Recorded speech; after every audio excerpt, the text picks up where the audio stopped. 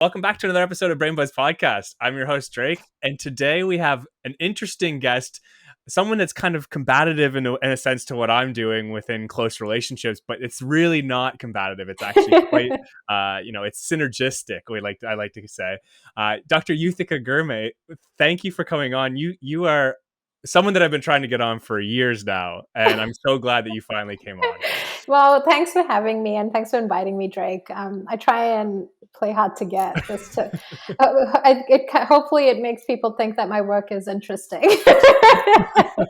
You're playing all the single. This is like the single card, right? You got to be Yes, trying hard to get the good relationships. I get it. I get all the like shitty stereotypes that we should not be following. it. But yes. You just use it as a researcher. I get it. It's drawing more people in, and I'm excited to hear your stuff you got. So you do some really cool work within close relationships. And I was first introduced to your work when we were talking about singlehood and people that are single. But you also do work within relationships and support. So tell us a little bit about what you do and how you kind of got into this work within close relationships and single people. Yeah, so my journey into relationship science really begun as an undergraduate student that was very passionate about doing clinical psychology, like all undergraduate psychology students. But actually, I kind of had this moment where I was taking a close relationships course, and I absolutely fell in love with it. I thought it was so fascinating that romantic relationships and close relationships can be the absolute best thing for us, but also at the same time, the absolute worst. And it was this interesting paradox about relationships that really started to get me thinking about, when and under what contexts are relationships good and bad. And that really drove a lot of my research that has focused on the costs and benefits of providing social support and trying to be a supportive partner, trying to foster security in relationships, all this really good stuff that we know helps relationships be healthy. But I kind of also got into this side project later in my PhD to take a bit of a step back and think a little bit more broadly about relationships and the costs and benefits associated with them. And that's kind of what led me to examining some differences between individuals who are coupled versus single.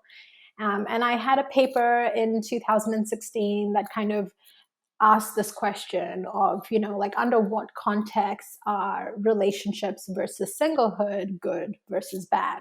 And in that paper, I found evidence using a nationally representative sample of nearly 4,000 Kiwis that single individuals can actually be just as happy as people in relationships if they're high in avoidance social goals. So if they want to avoid conflict and disagreements and all this kind of shitty stuff that is inevitable when we are involved in a close and intimate relationship, when they get an opportunity to, avoid some of that turmoil, then single individuals are actually very happy. And that was sort of the jumpstart to a whole other research program on singlehood. Yeah, it's always been kind of, especially as a relationship researcher, and from what my experience within it, there hasn't been many people looking at single individuals. It's mainly looking at these intimate, close relationships like your partner, and seeing how they benefit your health. But your work is some of the few researchers that I've ever seen looking at how single people might actually match up against it. It's just assumed that people in close relationships are doing better in all aspects, right? Yeah, and it's interesting because if you take a look at the historical research on that's compared relationship status to well-being and health outcomes, a lot of that work basically just compared people who are married versus single. And time again, you find this work replicated cross-culturally. It's been replicated in huge meta-analyses. I've replicated it time and time again in my own work, is that there is this main effect of relationship status on well-being, that people who are coupled tend to report higher subjective well-being, life satisfaction. Other people have found differential health outcomes as well compared to single people. But here's what's problematic is that all the research found that focused on that kind of just stopped after that. They didn't ask why those differences exist. They assumed it's because, well, single people don't have a partner, so they don't get all the support benefits, they don't get all the companionship, the love, all this like lovely stuff that relationships offer. And I think scholars and lay people have often, taken a very deficit perspective on singlehood. And I think that's when it got problematic, because it's important to ask why. Why is it that we get this main effect that some single individuals, at least on average, tend to report worse well-being outcomes?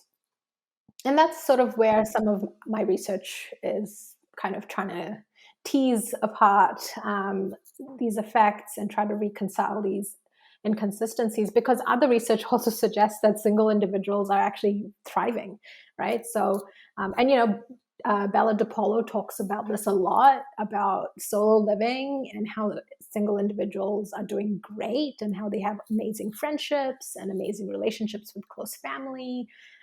They have autonomy, all this great stuff. So, yeah, so I think it's important to kind of move away from that deficit perspective and kind of challenge, or at least I try and challenge that perspective and trying to understand, it's not that single individuals are always unhappy. There are going to be certain contexts in which single individuals thrive. What are those contexts? And there are going to be certain contexts in which single individuals struggle. What are those contexts?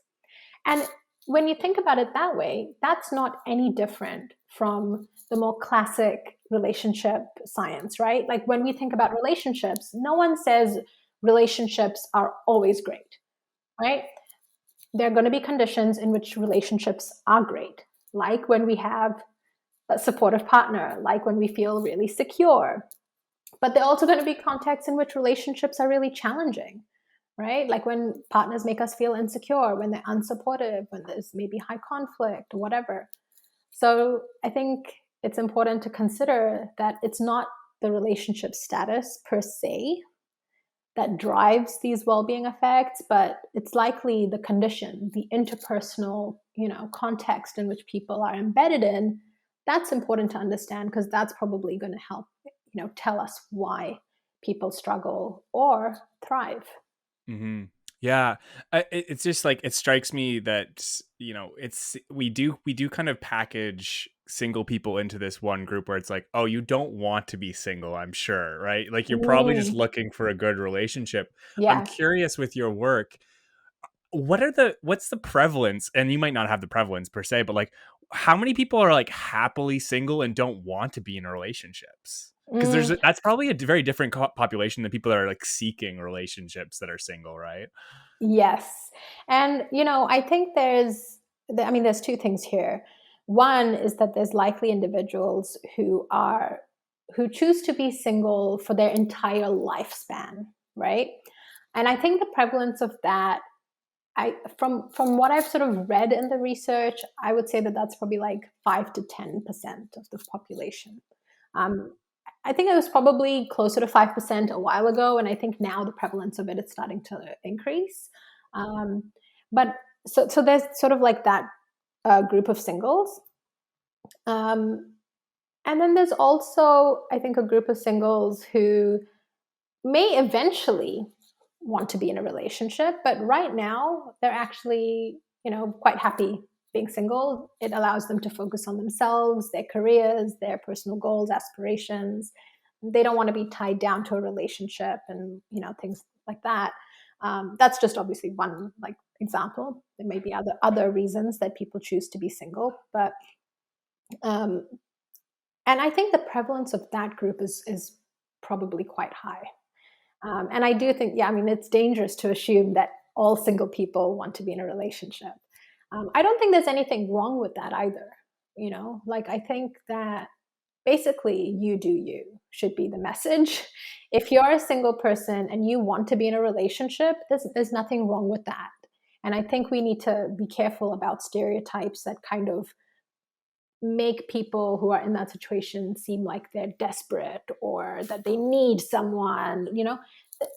A lot of us are in relationships. A lot of us want to be in relationships. In fact, 90% of us will at some point in our life be in a committed relationship or relationships. So I don't think there's anything wrong with that. I think if that's what people want, if that's an important goal, then absolutely they should strive for it.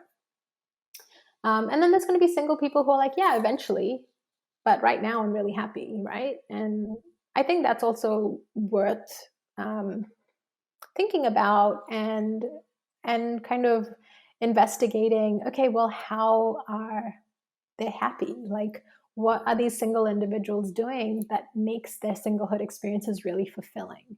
Um, and I think that would be fascinating to understand, because it may help people who want to be in a relationship and are struggling to find the right person or to maintain a certain relationship. It may actually help those individuals be okay in their singlehood moment, Right. In that while they're transitionary waiting. period. Yeah, Yeah. yeah.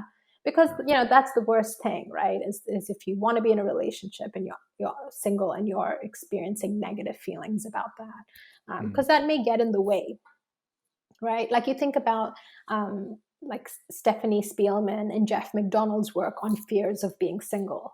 And we know that if you're a single person that has a fear of being single, you're going to try and just date anybody. You're going to reduce your standards and you're going to settle for less. So we Mhm. don't want that, right? And I think it would be great to kind of figure out, as scholars, how can we promote happiness when people are single so that they make the right dating decisions. They're okay, in their own skin being single in that moment, and that Yeah. when the right person comes along or when the right time comes along that they want to be in a relationship, they're making good decisions about who they're dating and who they want to, commit to. Mhm. Yeah, so who let's talk about these single people, because there's so much variation within single people. What are the single people that are thriving doing differently than the ones that are not thriving within singlehood? Yeah, that's a great question. And, to be honest, I don't have all the answers. And I think Yeah. there's so much research to be done on this, but I can point to a few variables, right? Like, there's work, like, so for example, some of my own work shows that people who want to avoid conflict and disagreements and things like that, they're very happy being single, which suggests that, people who have good relationships, not just romantic ones, but good relationships with other close others, right? Like with friends and family, that's going to be an important factor. Um, there is a team in Toronto who have been doing all this work. Eubin Park and Jeff McDonald, Emily Impett, they had a paper out showing that when single people have high quality relationships with their friends and family, that it actually, boosts their life satisfaction. Um, so I do think that that's important. Some of my own recent work suggests that one of the reasons that single people experience low well-being is because they feel unsupported and they feel like they're stigmatized. And actually, when you're single, it's kind of this unique thing that both of those sources are from the same people, right? Like the friends that you're turning to for support are also the ones that are not inviting you to the party because, oh, it's all couples. I didn't think you want to be there. And, the parent that you want to call and ask about something important is also the one saying, well, have you found anyone yet? Time is ticking. Like, when are you going to settle down? So I think like singleism, which is like it's a term that Bella DePolo kind of started, but I think singlehood is really unique in that sense because the isms come from our close network. It can feel different to other types of discrimination. Not always. I'm not saying this is always the case, but when you're a single person, I think your other close relationships are still really valid and really important, and they have to be in a good place to help you kind of get the best out of your life. But if those are the exact same people that are excluding you and pitying you and making you feel inferior, then that's not a good situation. Yeah, Um, absolutely. so yeah. With this, Yuthika, I'm thinking to myself, there must be gender differences here. I'm thinking of like stigma and how stigma affects people, especially you saying like, have you gotten a boyfriend yet, or have you gotten a girlfriend yet? Are there differences? I'm sure there's differences for women depending on their age Yeah. compared to men, right? Like because of the biological time bomb that is, you know, Time bomb, yeah. I know you just had another child recently, but it's like, having children is a big concern for women, and I think the time contingency is a big difference for women and men when it Yeah. comes to being single, and that stigma, I'm sure, might be amplified for women. Yeah, I get this question every time I talk about this topic, and it's really interesting. I have never found any consistent gender differences in my own work, but that doesn't mean that there aren't any. Yeah. Um, from my understanding of the literature, there's a lot of qualitative work of especially women talking about the different kind of like stigma associated and attached to them, especially if they're like over 30. Like this, I think it's in China, they talk about like the leftover woman. They're like a burden, right? Like, oh, we have this like daughter who's unmarried. What are we going to do with her? Um, and so it's not just in Eastern cultures, I think, that have that and carry some of that sentiment. I think that's there, and I think a lot of women in their 30s and plus would probably tell you that they've had people comment about these kind of things and felt the pressure put on them to find a partner. And I think that exists in a way that's different for men, right? Like if you think about portrayals of single people in the media, it's always the Bridget Jones, like, the female singleton is always like the Bridget Jones. She's desperate for love and is like willing to do anything. Whereas the single man is always kind of portrayed as like, oh, well, he's the like eligible bachelor, the George Clooney of like all men. All the ladies want him, but he can't be tamed. It's like very interesting, and I mean, obviously, it's super problematic. Um, but I mean, I think this is a really fruitful area for research. But what we do know, funnily enough, is that men actually do better in relationships compared to women. Um, because, I mean, one paper that I can think of was by Strong et al. And they found that one of the reasons that men do better in relationships compared to women is because social support. Men's key source of social support tend to come from their partner, whereas I think women are good at,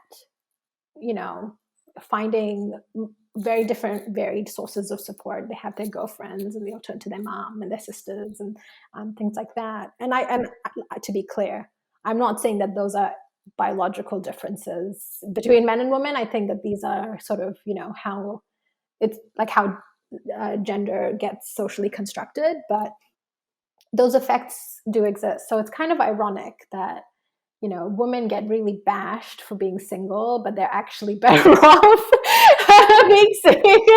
Yeah, but then they don't actually benefit that much from committed relationships because all of a sudden they have the burden of having to basically look after, all this double burden, like the emotional burden that's placed on women while they're working and taking care of kids and all that kind of stuff. But Oh, absolutely. yeah. I also, I'm not sure exactly the paper, but I know there's also, we're talking about how men benefit more in relationships because the women are generally better at supporting, or are more adaptive at supporting.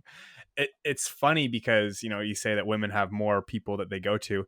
Everybody prefers to go to women for support. Like it's the men in these relationships. It's also the women, if they're asked, who gives you best support? It's usually other women that are giving the better support, right? Yeah, I'm pretty sure there's papers that demonstrate that women are much more skilled at Yes. being support providers. And I think Mhm. part of that, and these are some other ideas that I've been kind of thinking about in my own research, is this idea of like flexibility. And I think being a good supporter is understanding that it's not a one size fits all model, Yeah. that you really have to like stop, listen, take into account what the recipient is needing in that moment, and Mhm. then provide support in adaptive and flexible ways. Mhm. Um, and for whatever reason, it seems that women are kind of equipped a little bit better to do that. Yeah. Yeah, I mean, definitely there's lots of cultural and, nurturing things going on that are kind of Oh, 100%. allowing women to speak more to each other openly, right, about their feelings and A process hundred things. percent. I don't think that, like, first of all, these are all average effects, Yeah. but also it's very much how we've been taught Mhm. to, yeah, to regulate our own emotions and then to help regulate other people and their emotions. Mhm. So it's not to, this is not to say that men can't be good support providers and things like that, um, but yeah, it's very much just like how we learn, Yeah. Yeah. and how it's modeled to us and all sorts of things. So, Absolutely. Yeah, I mean, I just recently, I mean, we're going down a little bit of a rabbit hole, but I just recently read a paper by Guy Bodeman that was talking about sex differences and how we respond during stress. And, another example is that they found that men were much worse at providing a good support whenever their partner was showing higher levels of emotion. mm, Whereas women were able to adapt and do fine whenever their male partners had a higher emotion. They're yeah, able to support just as well. But men falter whenever the stress is high or the emotions are higher in their partners, which is also kind of they're not used to seeing those kind of interactions maybe, and it's just it's interesting to see the differences between gender. But going back, not to go too far into that whole rabbit hole, but it's funny that men are generally considered to be more of like it's appealing to be single as a man, whereas women it's not. Women are just going to be they're kind of getting shafted hard here on both ends, where it's like there's stigma because you're single, and then you're also not getting as much support generally from their man. listen, as a woman, I can tell you there's nothing that women can do that won't be criticized. Yeah, yeah, Like, yeah, women in relationships get criticized for doing too much or for putting their man on a leash and having like too much relational right, power, all these kinds of things. And then when women are single, it's like, oh, why won't you, like, find someone and settle down? Your whole reason to live is to look after another person. yeah, So yeah. it's just like a lose lose situation, unfortunately. Yeah, absolutely. I mean, it, so when you're with these single individuals, let's get back to like figuring out, the ones that are benefiting the most. Is it just because they are getting the support that they would get with their partner is being replaced by other relationships like friendships and family, you said? Are there other things that like coupled people are doing they're doing worse in, I guess? Like other like I think of people that are in relationships, and the fact that your partner is your number one support, usually is your number one person that you go to for support. Are they neglecting other like other family and friend members more than single people? I imagine they would. Like that's my perspective at least. Yeah, and I think the empirical research would support that. So, like, there is research out there, which I, sorry, whoever's research this is, but I can't come up with a reference right now. But there is research suggesting that single individuals have larger social networks and that they also have better quality relationships with their family and their friends compared to coupled people. So I do think, and there's also actually research suggesting that when people enter relationships, their social network shrinks, which is really like interesting because you would think, self-expansion theory, for example, is a big theory in relationship science, and it would suggest, well, actually, one of the reasons that we get into relationships is so we can expand our resources, right? Like, all of my partner's friends now are my friends. But I think what happens, at least in early stages, and actually maybe even the later stages for different reasons, but um, people enter into relationships and they kind of just go into a little bubble. And I think we can all think of that friend who has like got into a relationship and it's like, You oh, never see them anymore. where the fuck is Mike? Like, haven't heard from him since he like hooked up with that chick, Yeah. and then he kind of like emerges like a year later, and After they broke up.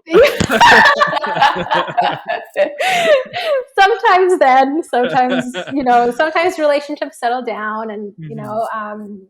and then kind of people kind of are like, oh, I've neglected all these friends, and they kind of come Yeah. back to kind of rekindle those other really important relationships. Mhm. Mhm. But yeah, I mean that's the thing. I think single individuals, they have a investment in maintaining their friendships and having good relationships with their family. And I don't think it's that they have more time. I think they just choose to, commit to those relationships in a way that's a little bit more equal across the board. Whereas I think once people get into relationships for whatever reason, and I don't know, maybe this is an adaptive thing because this actually helps solidify a romantic relationship at the beginning stages, but couples just kind of become like a unit and they kind of really focus on their relationship. And it's interesting, but to me, it kind of makes sense because the friendships that we have and the family relationships that we have, we've had so much time to cultivate those relationships.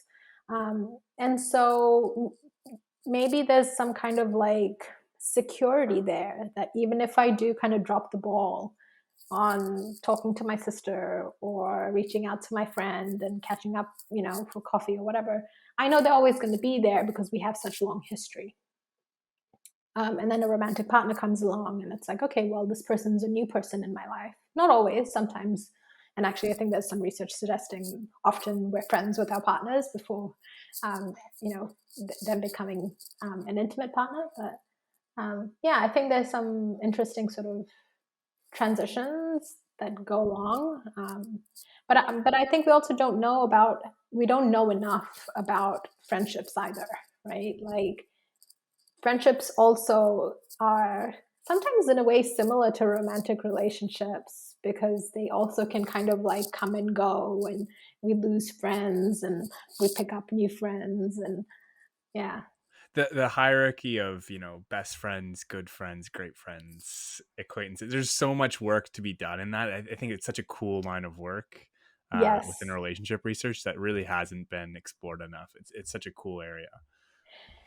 Yeah. Yeah. And I think this is one of the things that I'm excited about for relationship science looking ahead, because I think for such a long time, relationship science fought really hard to highlight the importance of romantic relationships and that love is not just this like airy fairy concept, that it's real, it has important physical, psychological, physiological outcomes. Yeah. But we focused so much on romantic relationships that we've sort of neglected other close relationships like friendships, like family, parent-child relationships, things like that, Mhm. sibling relationships.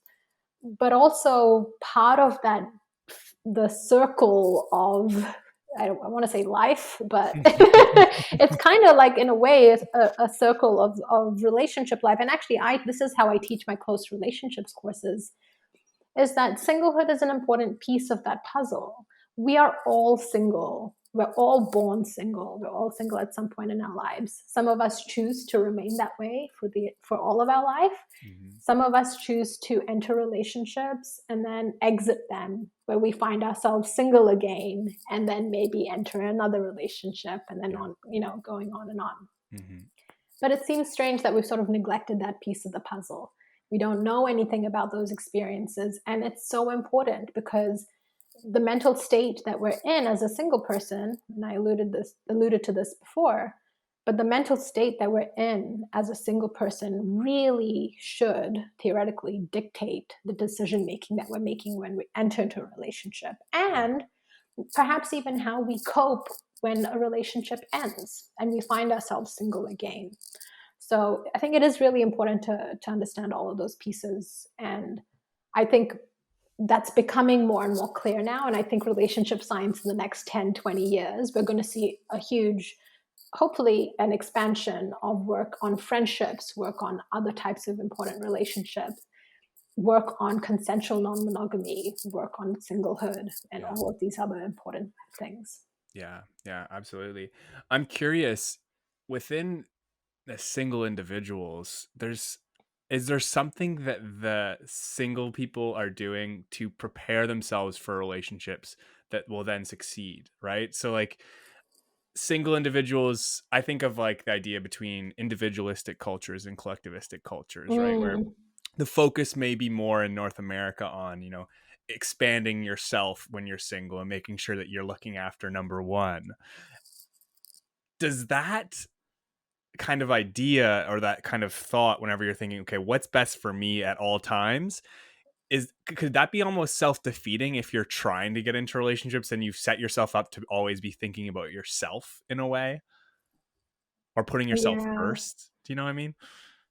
Yeah, and that's such a great question, because I think as a relationship scientist, I would say, yeah, that's a bad idea, because everything about relationships is always other focused, right? And there's a lot of research to suggest that this is like number one rule for relationship maintenance is, thinking about others, being more accommodating, being able to compromise, being able to put other people's needs, ahead, not necessarily ahead of your own, but really kind of being in line with them, and really kind of understanding other people's needs.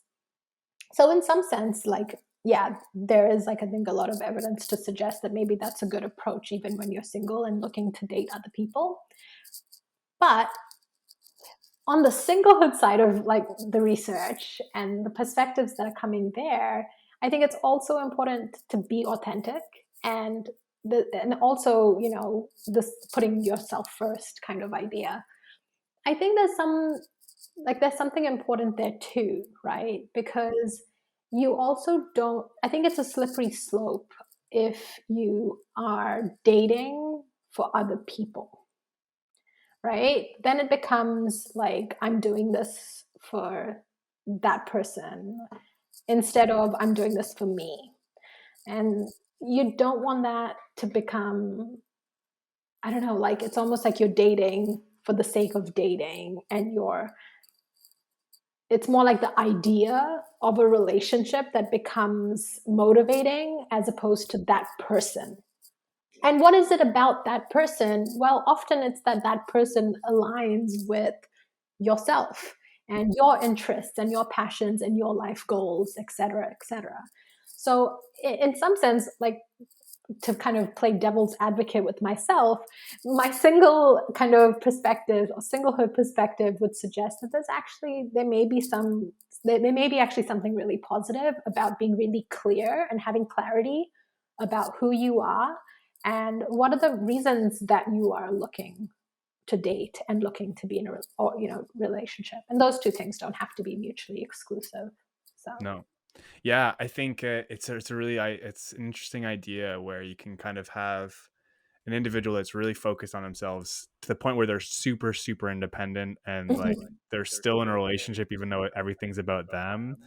And then you have this like overly dependent individual that's getting into relationships to please the person and not put themselves, not even worry about their own needs. And then there's this kind of fine line where it's like, okay, there's some interdependence, right? Yes. It's I'm worried about my well-being, I'm worried about my partner's well-being, and how can we make this work? And I think that that's kind of an interesting kind of link between like what some researchers have looked at as like relationship focused coping, right? So like trying to Yes. improve the relationship over like individual coping methods and things like that. I just think there's a lot of like, as we've been talking about, there's variance within these single individuals, just like there's variance between people that are in relationships, right? Some people are doing things really well, Yeah. some people are doing them really poorly. Yeah. And there's a lot of reflection because you have to think about what is good for you. And I think a lot of therapy really focuses on, like, especially within couples, is like, what are your needs? How does your partner meet those needs? And how are you meeting your partner's needs? Yeah. And if you're just thinking about your needs, I, You're you not know, going to get very far. the relationship is not the issue at that point, right? It's not really the focus. And I think all of those viewpoints are so important because and I don't know, maybe this is an unpopular opinion, but not Love all those. relationships, but like not all relationships are worth saving. Oh, You absolutely. know, like I Absolutely. think we have to kind of be okay with this, and you know, and sit with this, that like if I'm like, this could be a really good relationship for a lot of reasons, but maybe there are some really key issues that we as a couple cannot move forward on. Maybe it's something about the way we communicate. Maybe it's just the way like they regulate versus how I regulate, and you know, it doesn't seem to vibe very well. Hmm. And that it's perfectly fine to Yeah. call it and Hmm. be like, you know what? I think the best thing that we could do for each other is Part to ways. end this relationship. And yeah, basically, like, Yeah. Yeah. find someone else, because Yeah. you know. And like I recently wrote a chapter with a colleague, Dr. Jessica Maxwell, and we covered this because the previous version of this chapter kind of talked about the goals of relationships, right? Like Yeah. to find a relationship, to understand people, and then how do you maintain them. And then we added this fourth section of dissolving relationships, because I think that's also a goal. Like it Mhm. has to be adaptive to not just like, if we all married or committed in a long-term relationship with the first person we ever dated, a lot of us would be very unhappy right now, right? Like that's not actually the point. Yeah. And I think, and honestly, if you were that person, like you're the envy. Like everyone loves you and hates you at the same time because you found your soulmate at 15. But Yeah. you know, a lot of us have to kind of go through that trial and error. But that's important, and it is adaptive to know when to call it and when Mhm. to walk away. Yeah. And I think that if the more we get comfortable with singlehood, the more we get comfortable with this idea. Mhm. And you know, when you think about it that way, relationship science and singlehood science are two sides of the same coin. You can't understand one without understanding the other. Yeah. And they're both important, because if people are afraid of singlehood and they're afraid of being marginalized and stigmatized for being single, then they're never going to leave a shitty relationship, and they'll still be unhappy, Yeah. right? Like, Arguably worse than they would be, oh, feasibly worse than they would be if they were single. yes, and there's research to support that. People who are unhappily married report worse health outcomes than people who are single. Mhm. So, you know, it's not like I said, and I said this before, I'd say it again. It's kind of like my mantra. It's not about your relationship status per se. It's more about the context and the conditions that kind of you're in, that you're actually situated in. Yeah. So yeah, I think that that's incredibly important, to both research and to also kind of put out there for awareness purposes, you know, Mhm. of Yeah. I, yeah. I feel like it might have been Jessica Maxwell, Dr. Jess Maxwell, and Dr. Jeff McDonald that I had 5, 6, 7, maybe even 8 years ago. They were talking about at a conference exactly that researchers that are doing close relationships don't ever consider breakups to be an optimal outcome Yeah. when it really, really could be, right? And I think that we always are trying to focus on how can we improve these relationships, how can we improve relationship satisfaction, sexual satisfaction, all these things. And it's like sometimes it's broken, and sometimes it should remain broken, and just you sever those ties. But Yeah. people hate to think of the fact that like, oh, they can't make things better, and that no matter who it is, they can make it work. And sometimes it's just not that, like, if you're really thinking about a long-term partnership, why would you expect that forcing like a triangular object into Yeah. a circular hole is going to work, right? Like Yeah. sometimes it does, and sometimes it's easy, but like that's not going to work like all the Yeah. time, right? You have to like figure out like, oh, maybe one of us is a circle and the other one's like an oval, and Yeah. yeah, we can put in a little work and it'll work. Yeah. But yeah, if you're a circle and a triangle, I don't think there's anything you can do. You know, you have to just kind of call it. Just Yeah. call it. Hmm. Yeah. And I think that's a reasonable thing to think. And I think that there's that is like kind of the three heads of this like whole thing, is that singlehood, relationships, and breakups are all intertwined, and they're really important to kind of consider how you're going about these things, what you're learning from each of those Hmm. steps is really important. Because you can go through, I think of people that go through, like you said, go through relationships because they don't want to be single, right? And they're neglecting this singlehood and not learning from it, from what they need independently for the next relationship, where they'll break up, or they'll be in a relationship, they break up with that person, that next week they're in another relationship, and Yeah. they're creating the same issues, same problems, same communication issues, and it's not going to improve. Yeah. Whereas I think if people took the time to be single and to learn from those experiences, be okay, and like you were saying, like put yourself first, Mm-hmm. and really kind of think about, what are your needs, what are your goals, what are the things that you're good at and can offer in a relationship, what are the things that you're not so good at and require a little bit of, like, Mm-hmm. meditation, yoga, self retreat, whatever, live, laugh, whatever that stuff is. But Well, live, laugh, do that love. stuff and then come back and yeah. and, Yeah, and yeah, and to be honest, like, a lot of this does put the onus on the individual, sure, yeah. but relationships are also dyadic. And Mhm. you know I also do think that we have to kind of give a shout out to good partners too, Yeah, hell yeah. because These sometimes, yeah, like sometimes you can be like, super like not good at relationships, and then someone comes along that has the patience to kind of like put up with your shit, Mhm. and then you kind of become a bit better over time. So I think, yeah, shout out to the good partners out there as well, who are incredibly like secure and stable, and we Absolutely. need more people like you Yeah. in the world. But Yeah, yeah, absolutely. yeah. So single people, I'm gonna put you through a scenario here, quick, Yuthika. Is it your scenario? No, no, no, no, no, no. Not single right now, thank you. I mean, definitely what was happening when I was single as well, and I see this a lot. I was always interested when I started doing research in relationships and sexuality, some 8-9 years ago, was we were interested in how people met and how they, Mm, um, where they met and how quickly they had sex was essentially the research that we were looking at. And right. we were Yeah. really curious in like looking at, this is before online dating was just ubiquitous with how people dated.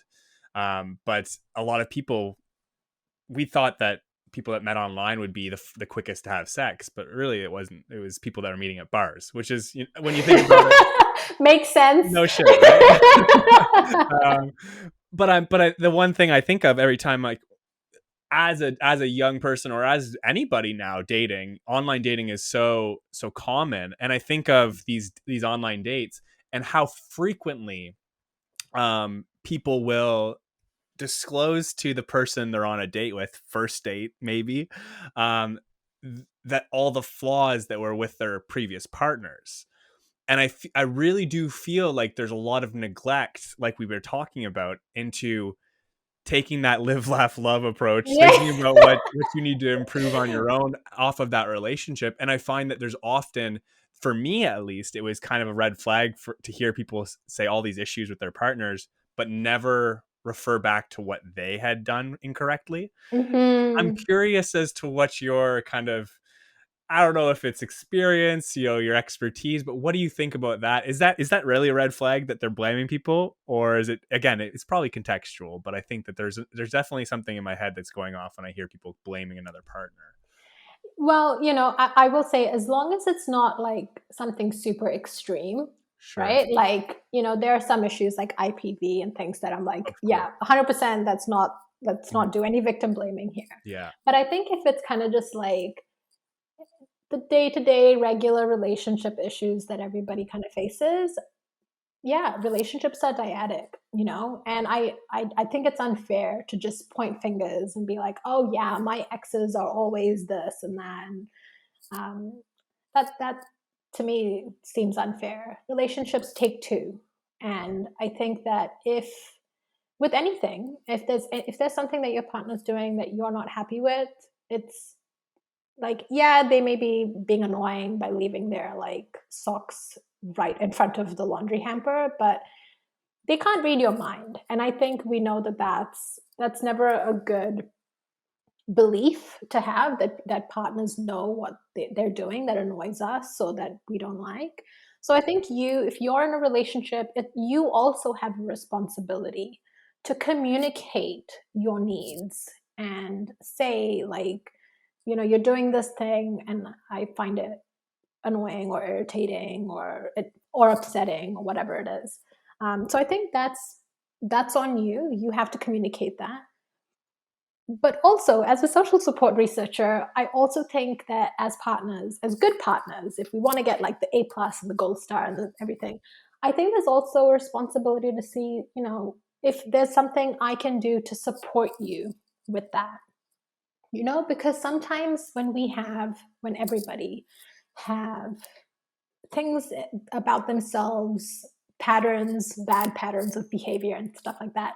The reason that they're bad patterns of behavior is because we don't know how to help ourselves to get past that. And so I think sometimes it helps to have a partner who says, I've noticed that every time we have a fight, you kind of just like get on your phone and you refuse to talk about it. I'll be honest. So, step one, communication. I find that upsetting. Step two, is there something that we can do that could, make that an easier discussion to have? Like, if you would like space, I can give you space and then we can come back and talk about it. Or if there's something I'm doing that's triggering you, please let me know so that we can work through this together. And I think, that's also really, really important. So to get back to your kind of question and your scenario, yeah, I think if someone's just sitting there blaming another partner for all of their relationship flaws, personally, I would say that that is a red flag, because I think you always can do something to help, and like you can do both of those things, and the relationship still end, but at least you tried. Yeah. Yeah. Right. I find it's a fine line, Yuthika, when it comes to disclosing what you did wrong in your relationships when you're on first dates with somebody, but like, I feel like it would benefit both people in that scenario to be like, yeah, I could actually work on these, or I'm working on these things. And that's my perspective. Maybe people don't share that perspective. I'd like to know what my listeners think about that, because I It want would to improve the single experience as well. Yeah, and it's funny because I mean, if you think about dating, I think we all have this. I think we were brought up with this like fairy tale notion of what like dates look like, and out that falling in love, and we don't want to have to think about all the annoying things that people do, right? So we kind of don't have those discussions early on. We kind of like figure it out and learn about them along the way.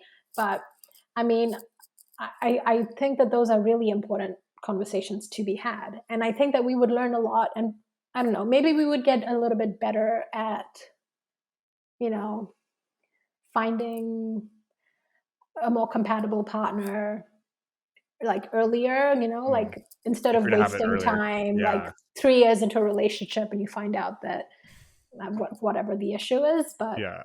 Disclosing it on yeah. the second or third date, like, oh, these are the things I didn't do very well, versus like, 5 months in, you're like, oh, you're really bad at these things. Yeah. you know? Yeah, and because also people have different thresholds, right? Like, and it's Yeah. good to know that, because you could do something that's kind of like a minor nuisance for one person, but for another person it's like a deal breaker.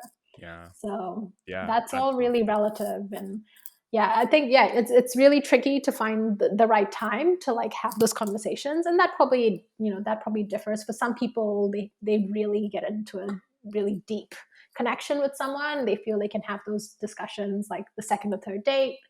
For other people, it might be like, okay, maybe like a month or two in is when we sit Yeah. down and have these kind of discussions. But Yeah. As long as you're yeah. having them, yeah, that's important. So Yuthika, I don't want to take any more time from you. I know you're a busy woman. You've got a lot of kids that are that are Yeah, really I've got like eager. 20 kids just like running around in the I'm background. sure it feels that way at times. Um, if you had to, last question, I promise. If you had to give kind of like an encapsulated, like, this is a message to the single people. I'm doing work on single people. What do you want to say to single people? Be it helpful tips, advice, or like what you've learned from your research so far.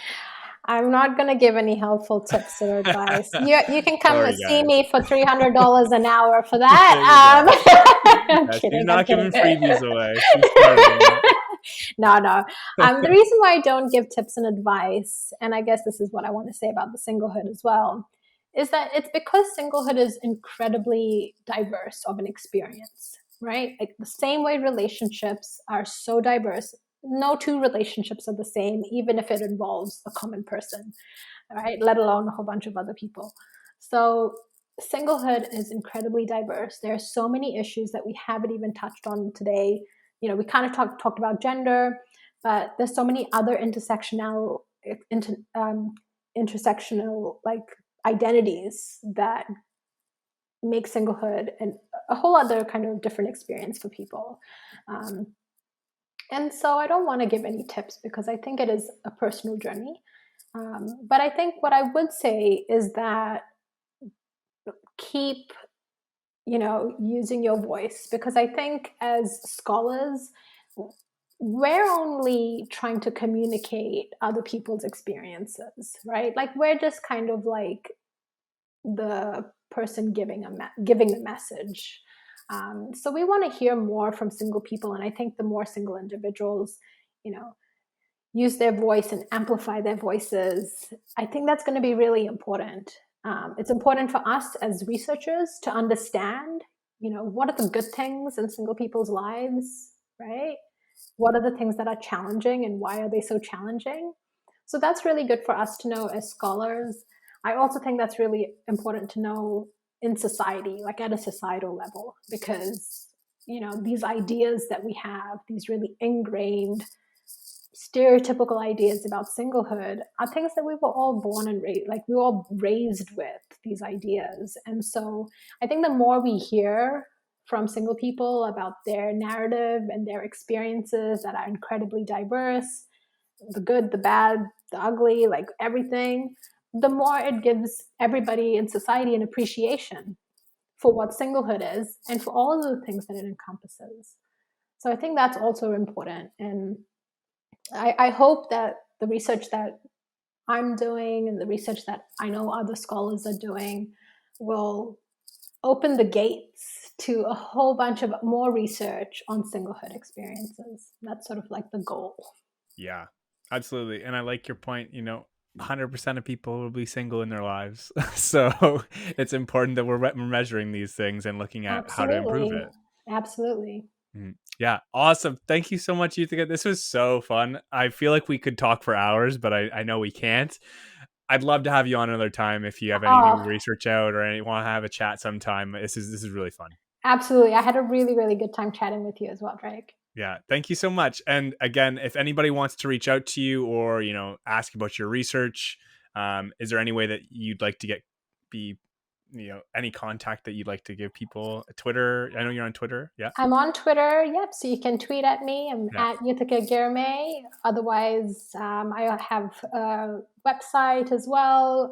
But if you look me up, just Google my name, Yuthika, Dr. Yuthika Girme, Simon Fraser University. That's where you'll find me. yeah. And we'll do one better. We'll even put all your information in the show notes, so you don't have to do any research. It'll be all there.